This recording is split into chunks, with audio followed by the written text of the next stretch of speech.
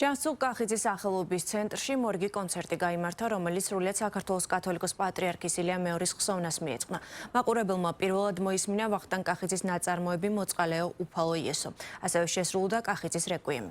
კონცერტს თავად ავტორი დირიჟორობდა. ღონისძიებაში მონაწილეობდნენ თბილისის სიმფონიური ორკესტრი, საქართველოს სახელმწიფო საგუნდო კაპელა, სოლისტი დაჩი ღლონტი, ქალთა ვოკალური კვარტეტი და მამაკაცთა ვოკალური სექსტეტი. მე როგორც კომპოზიტორს და როგორც იმ ადამიანს, რომელიც გარკვეულწილად ახლო ურთიერთობაში იყო პატრიარქთან მუსიკალური თვალსაზრისით,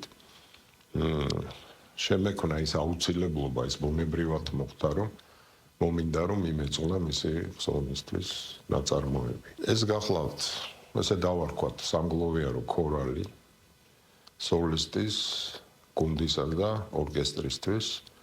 სიტყვები არის ლათინური. Ie Jesu Domine, რაც ითარგმნება ასე, რომ მოწყალეო უფალო იესო და შემდეგ მიეცი მათ მარადიული განსვენება. ჩატარდა ძალიან ისეთი ემოციური და მნიშვნელოვანი საღამო. შესრულდა ვახტანგ კახიძის რეკვიემი, რომელიც რა თქმა უნდა მიეძღვნა უწმინდეს. ეს არის მე ვფიქრობ საქართველოს მუსიკალურ კულტურაში, მის ისტორიაში ერთ-ერთი გამორჩეული ნაწარმოები. სათქმელი რაც გვინდოდა რომ გვეთქვა და ის პატივი მიგვეგო უწმინდესისთვის ჩვენი მხრიდან ჩვენი პატარა მცდელობა გამოგვივიდა, იმიტომ რომ ის ძალიან დიდი კომაგი იყო კლასიკური მუსიკის ხელოვნების ძალიან დიდი გულშემატკივარი იყო ჩვენი.